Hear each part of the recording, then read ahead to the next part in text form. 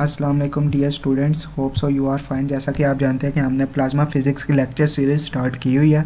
तो आज जो हम टॉपिक डिस्कस करने जा रहे हैं वो है चैप्टर नंबर 4 का। ये टॉपिक है वैलिडिटी ऑफ प्लाज्मा अप्रॉक्सीमेशन। इसके लिए जो हम बुक फॉलो कर रहे हैं वो है प्लाज्मा फिज़िक्स बाय एफ चैन की। ठीक है जी। तो इस टॉपिक में हम देखेंगे कि हमारे पास प्लाज्मा की वैलिडिटी क्या है और इसमें हम अपनी तरफ से अप्रॉक्सीमेशन लगाएंगे और उस अप्रॉक्सीमेशन को सॉल्व करते हुए हम देखेंगे कि हमारे पास एंड रिजल्ट में क्या चेंजिंग आती है। ठीक है जी। तो सबसे पहले स्टार्ट करते हैं by condition of quasi neutrality. हमें पता है कि N I is equal to N E is equal to N के इक्वल होता है और E is equal to zero होता है। So that del dot E ये भी हमारे पास ज़ीरो होता है। तो क्योंकि हमारे पास रो ज़ीरो होता है तो इस वजह से डेल डॉट ई भी ज़ीरो होता है जब हम क्वाजी न्यूट्रलिटी की कंडीशन लगाते हैं।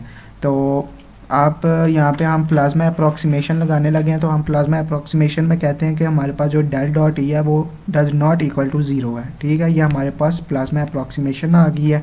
तो ये इक्वल टू अगर ज़ीरो नहीं है तो ये फिर किसके इक्वल हो जाएगा, रो बाई एप्सिलॉन नॉट के।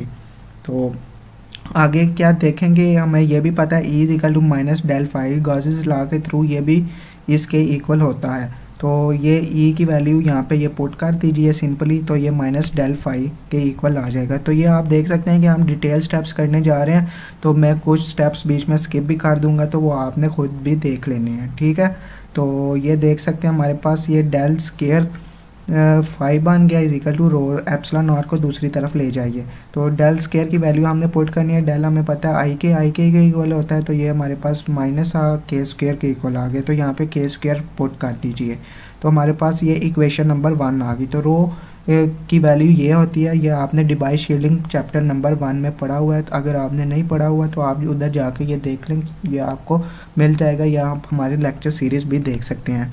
तो बोल्ट्जमैन रिलेशन के थ्रू हमारे पास ये एक्सप्रेशन होता है। तो इस एक्सपोनेंशियल को हम सॉल्व करते हैं तो बाय टेलर सीरीज़ ये हमारे पास ये फॉर्म आ जाती है। तो हायर टर्म्स को इग्नोर कर देते हैं हम, तो ये हमारे पास ये पीछे रिमेनिंग टर्म्स बच जाती हैं। तो इसको आप इस अबव इक्वेशन में एक्सपोनेंशियल की जगह पुट कर दीजिए एन नॉट, ये इसको मल्टीप्लाई करेंगे तो हमारे पास इक्वेशन नंबर 2 आ जाएगी। अब हमने प्लाज्मा ऑसिलेशन में जो इसी चैप्टर नंबर 4 में हमने पढ़ा था उसमें हमने ये फॉर्म भी पढ़ी थी कि N is equal to N naught plus N E one होता है। तो यहाँ से एन ई वन की वैल्यू निकालें और ये इक्वेशन नंबर 2 में पुट कर दीजिए। तो आप जब इक्वेशन नंबर 2 में पुट करेंगे तो इसको सॉल्व करेंगे तो ये आपके सामने स्टेप्स किए हुए हैं। तो हमारे पास इक्वेशन नंबर 3 आ जाएगी।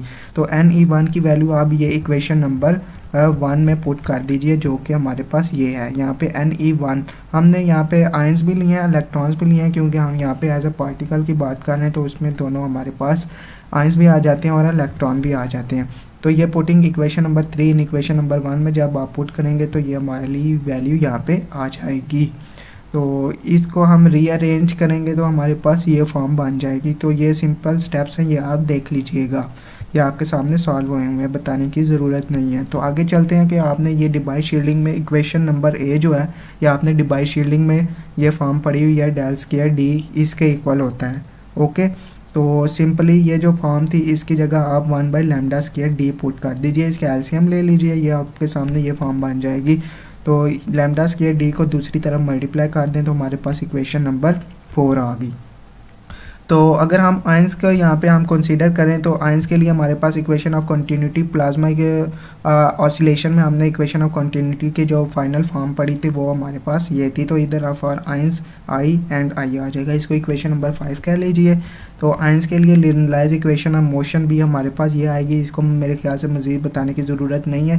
यहाँ पे V dot del into del था वो हमारे पास ज़ीरो हो जाता है जब हम लिनराइज करते हैं B, when B is equal to zero तो वो हमारे पास टर्म ज़ीरो हो गई। तो पीछे ये बच गया माइनस डेल पी। तो डेल पी की value from equation of state से पुट कर लीजिए और ई की जगह माइनस डेल 5 पुट कर लें। ठीक है जी।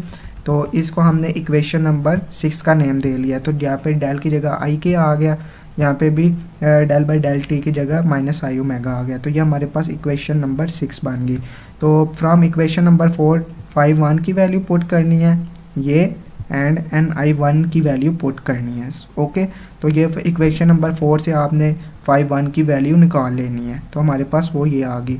तो putting 5 1 and equation 5 into 6, equation 5 कौन सी थी, एन आई 1 की वैल्यू ये रही हमारे पास। ओके, तो ये इधर इक्वेशन नंबर 6 में आप जैसे ही पुट करेंगे तो ये वाली चीज़ एज इट इज़ आ जाएगी। ये हमारे पास phi 1 की वैल्यू आ गई एंड ये ne1 की वैल्यू आ गई। तो आप देख सकते हैं कि ये माइनस माइनस से काट गया तो हमारे पास ये फॉर्म बन गई।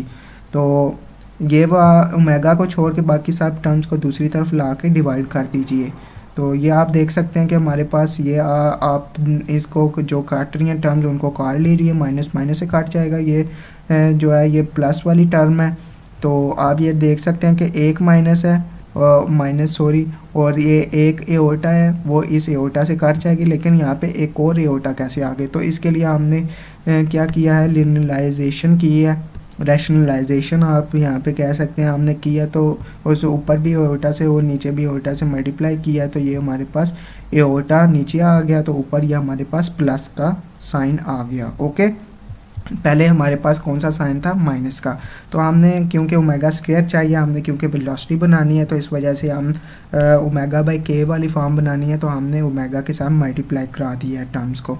तो ओमेगा के साथ आप इधर भी मल्टीप्लाई करा दें, इधर भी मल्टीप्लाई करा दें, तो ये सिंपल है, आप देख सकते हैं। तो ये फॉर आइन था, इस वजह से हमने जो m है वो कैपिटल लिख लिया है।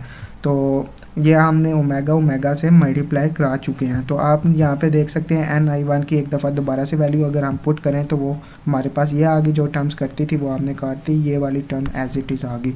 तो ये ओमेगा स्क्वायर हमारे पास ये फॉर्म बन गई और ये एज इट इज़ आ गई। तो जैसा कि फ्रॉम इक्वेशन ए से 1 लैम्डा स्क्वायर से हम लैम्डा स्क्वायर डी की वैल्यू निकाल लेंगे और वो यहाँ पे इस इक्वेशन में पुट कर देंगे।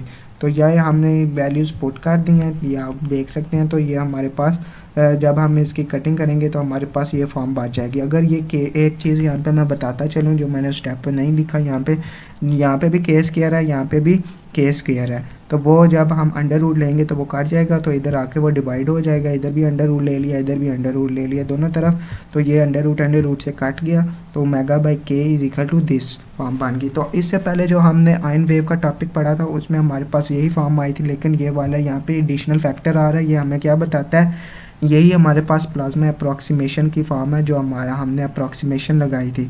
ये हमें बताता है कि ये जो लैम्डा स्क्वायर है ये हमारे पास बहुत ही स्मॉल वैल्यू है, और जो हमारे पास ये इक्वेशन है ये वैलिड है only for all wavelength except small wavelength. Small wavelength को छोड़ के तमाम वेव्स की इक्वेशन के लिए ये हमारे पास वैलिड है। तो आइए अगर हम बुक से देखें तो बुक पे हमारे पास क्या फॉर्म आ जाती है, ये वाली फॉर्म हमने ड्राइव की है, ये देख सकते हैं, ये वाली फॉर्म हमने ड्राइव की है, और ये बता रहा है कि ये हमारे पास एडिशनल फैक्टर आ जाता है, ये इससे पहले हमने पढ़ा है। ओके, तो ये lambda D square is very small in most experiment, plasma approximation is valid everywhere except in thin layer. वही बात है कि ये जो वेव फॉर्म है ये तमाम वेव्स के लिए वैलिड है एक्सेप्ट स्मॉल वेवलेंथ। जिन वेव्स की वेवलेंथ स्मॉल होगी उसके लिए ये वाली फॉर्म वैलिड नहीं है, बाकी तमाम वेव्स के लिए वैलिड है। होप सो आपको समझ आ गई। अगर आपकी कोई क्यूरी है इस रिलेटेड तो आप कमेंट बॉक्स में अपने राय का इज़हार कर सकते हैं।